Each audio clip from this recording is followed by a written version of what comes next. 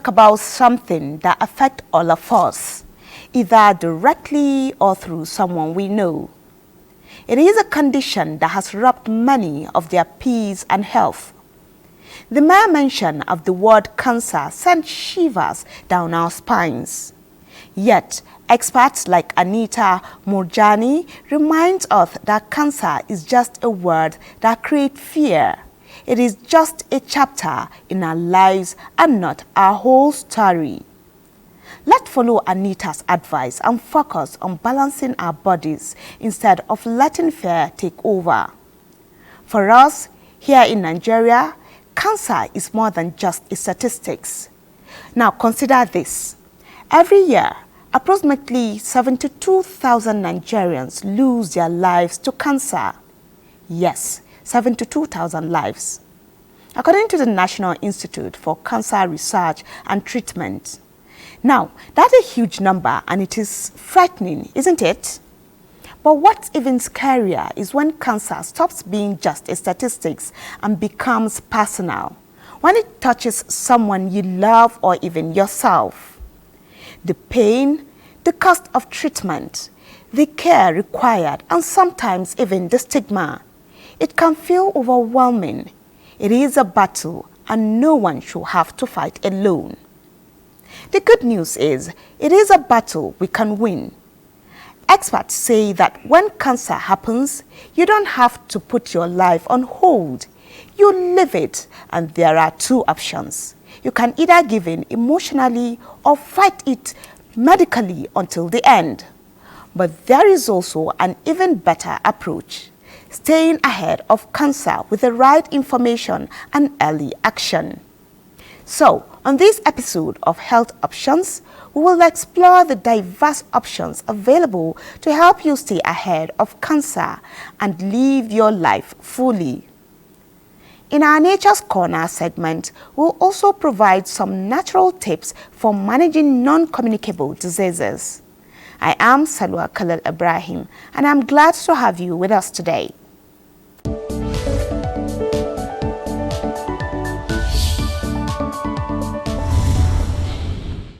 Let's start with the basics, ones we are all familiar with, just like multiple choice questions on an exam.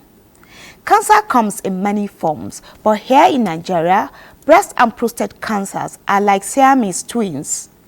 They are the most prevalent and have caused immense suffering despite ongoing enlightenment campaigns. These two cancers continue to claim too many lives among both men and women. Why is that? What are we missing? Every year, however, cancer advocates raise their voices. But what more can we do? What more can the government at all levels do to improve cancer diagnosis and treatment? My guest and I will be discussing these crucial questions today, exploring sustainable options for cancer care and prevention. So stay with us as we dig deep into the heart of the matter.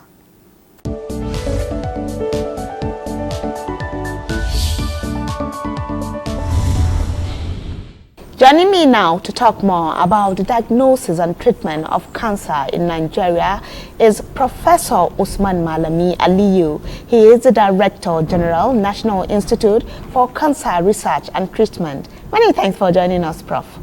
Thank you for having me this afternoon. Cancer now in Nigeria, can we describe it as a public health concern? And also, what are the most common types of cancer we see in this part of the world? Okay, so thank you very much for the question.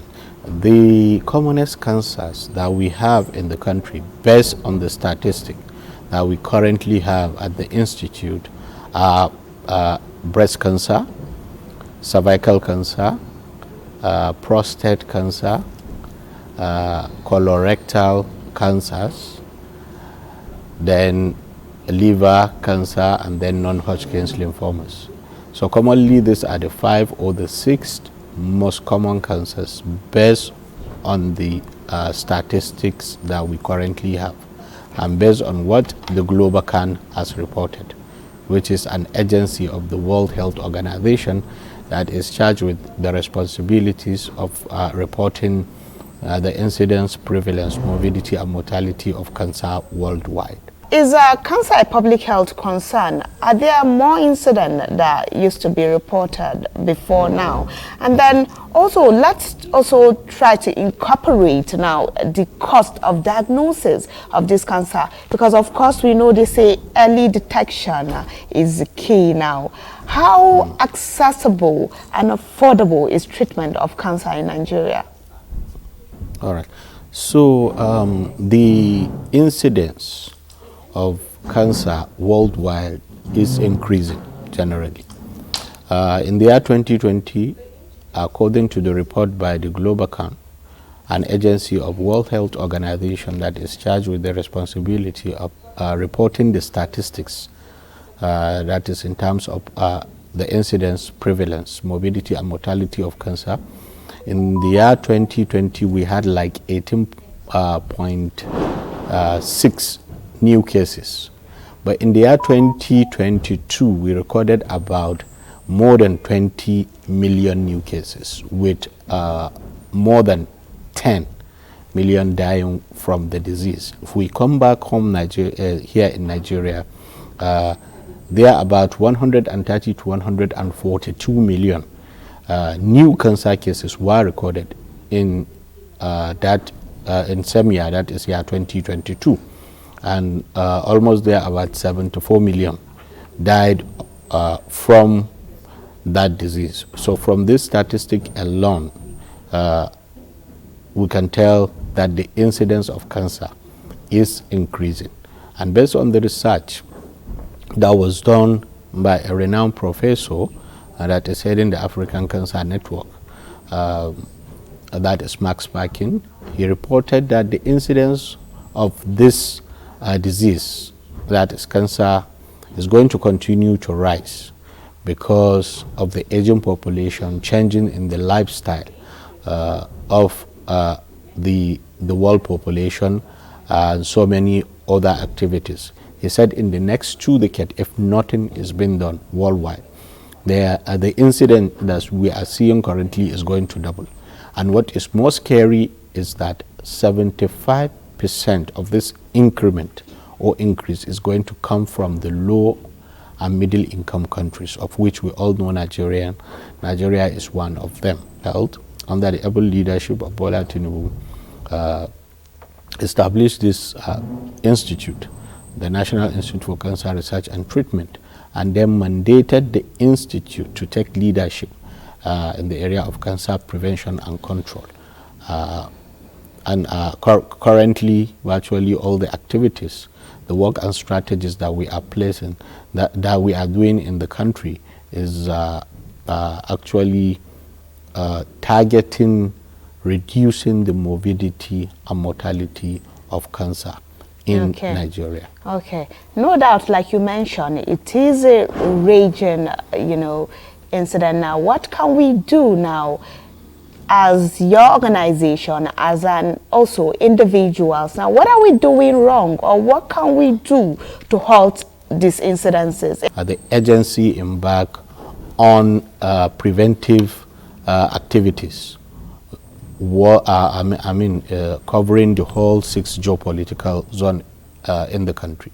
We've been embarking on cancer awareness and screening programs. Recently, just 2 weeks back, we conducted a cervical cancer training for the primary and the secondary healthcare givers, those that we call the gatekeepers virtually for health in those areas.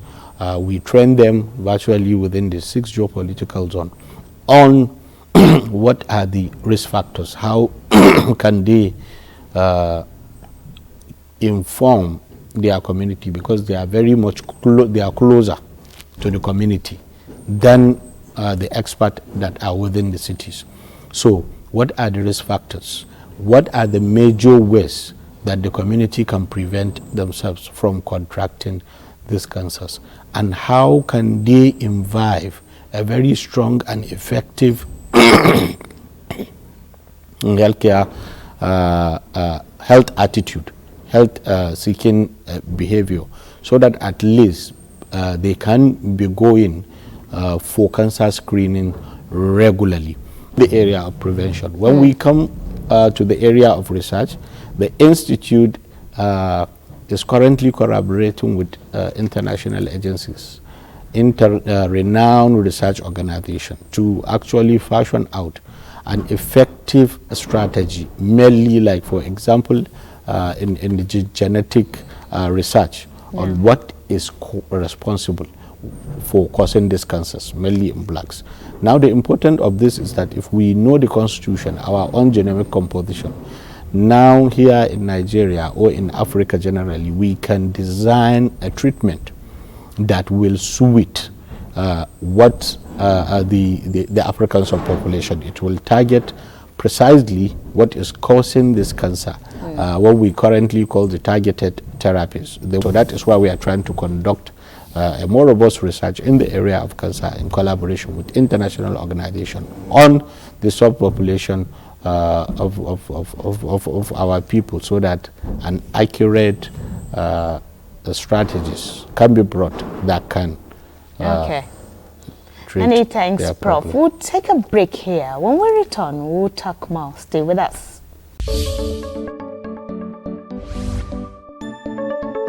Kuka, that's the name in Hausa. That is call it Ose. In Yoruba. Ose, Igi Ose. Okay, so I know it's Kuka. I am delighted to have you join us on Health Options, the program that not only tracks government policies on health. The total cholesterol is made up of some components. The high density lipoprotein, which is the good cholesterol, the low density hypoprotein, which is the bad. Cervical cancer, a type of cancer that develops in a woman's cervix. There were opportunities for women to get screened for both cervical and breast cancer, maybe up to 30,000, but we'll be having figures of 5,000.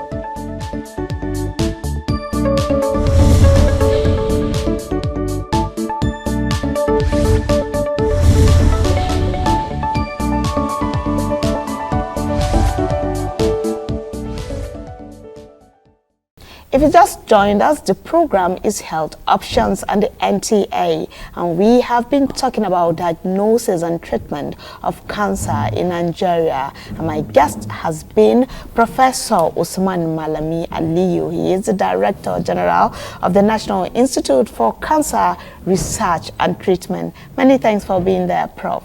Thank you for having me. I've spoken a lot about some of the policies in terms of treatment of cancer, but can you speak to some misconceptions about cancer? Is it curable? You know, is it hereditary? What can we do now to diagnose cancers early? What can we do to avoid it too? Okay, so thank you very much for the question. We all know that cancer has some component of heredity in it. There are about 5% of all cancers. Some will say 5 to 10% of all cancers have been recorded to be genetic or have some form of hereditary background. So, as we all know now, a lot of people have been saying that cancer, once you have cancer, it's a death sentence. Once you are diagnosed with cancer, you're going to die. But I want to categorically tell you that it is not the case. If you present early, you can comfortably be treated and cured of the disease. The problem we are having is that virtually majority of our patients are presented late because of the myth that are attached to this cancer. Some will tell you that it is a witchcraft, it is your village people that are after you, so many things, you know. Yeah. So, but if you present early, if once detected early, you can be cured of the disease, and that is what currently NICRAT is doing. But there are other activities that we are doing, or attitude that we are imbibing on, that are actually increasing our risks of contacting cancer, like taking alcohol. Too much alcohol generally is actually not good, not only for cancer, but even some other non-communicable diseases like diabetes and hypertension. We also have smoking. Smoking cigarette has been linked with a lot of cancers, not only cancer of the lungs, but also cancer of the trunks, cancer of the lips, breast cancer, and even cervical cancer.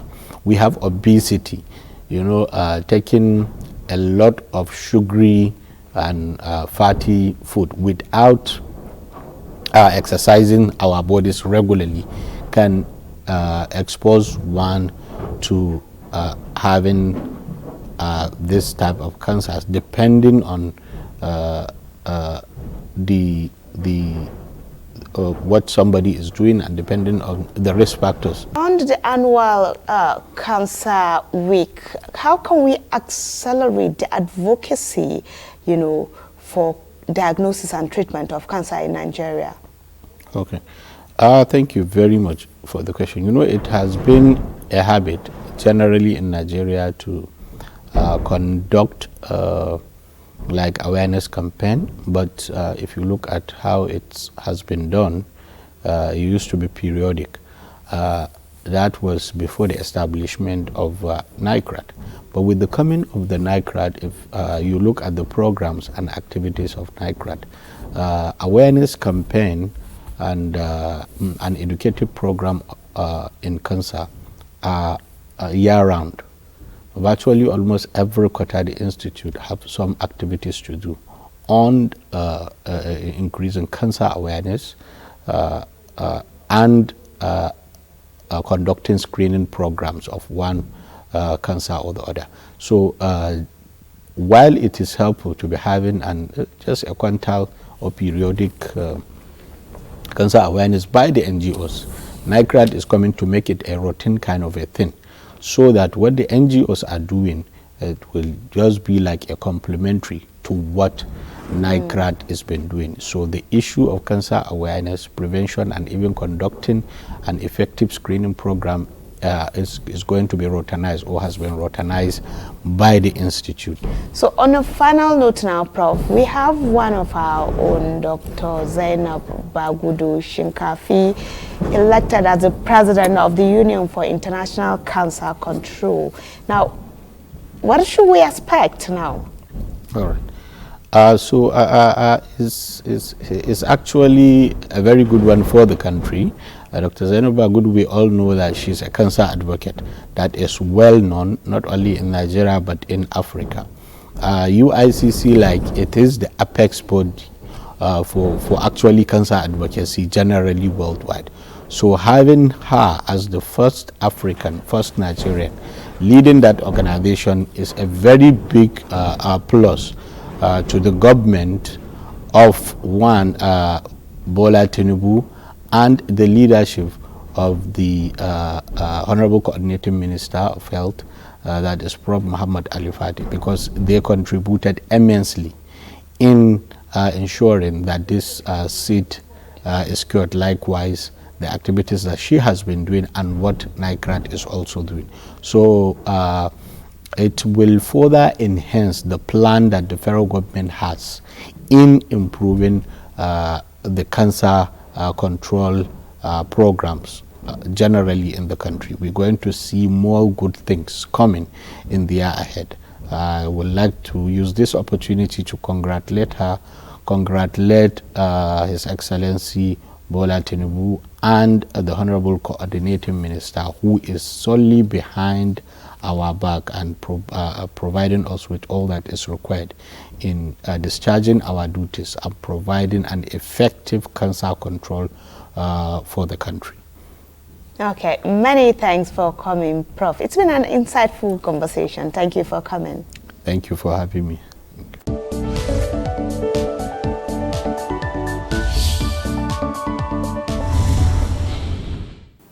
You have probably heard the saying from doctors, "We treat but God heals." This phrase reminds us that healing is as much about nature as it is about medicine. If you're looking for alternative options to treat or manage non-communicable diseases, Professor Ben Amodu is a person to listen to. He has fascinating insight into how nature's remedies can make a difference. Let's welcome him.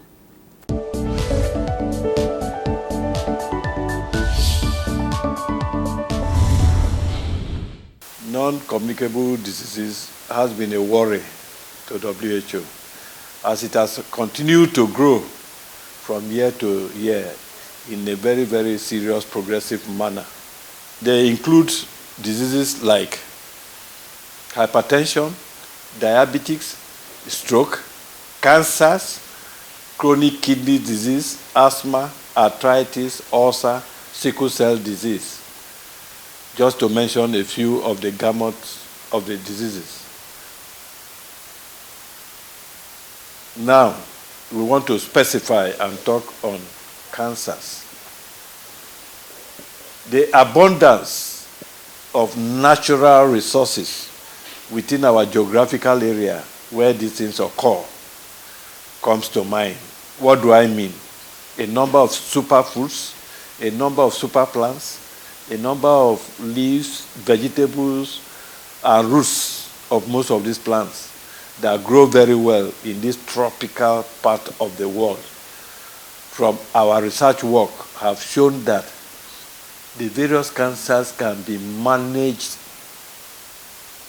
with little, minimal, or no side effects at all.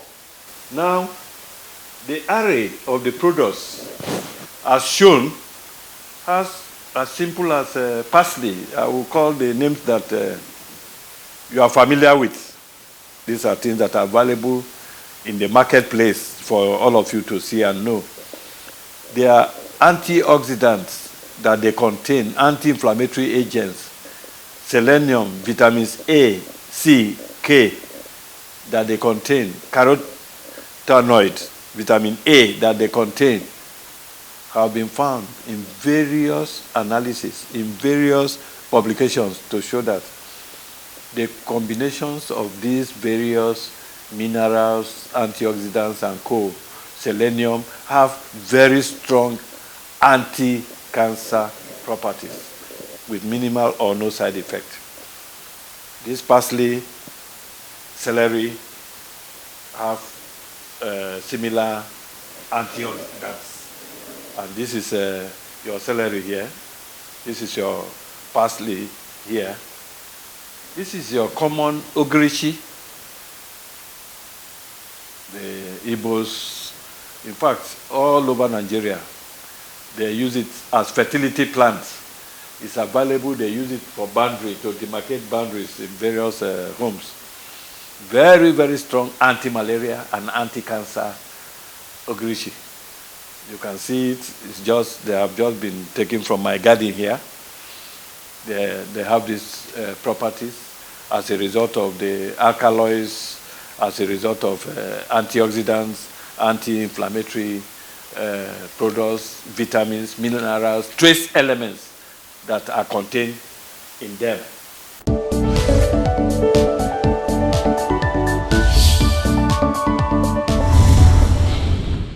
Well, that is it for this week's episode of Health Options. You can catch this and previous episode on YouTube at NTA Network. We always look forward to your questions, comments, and suggestions.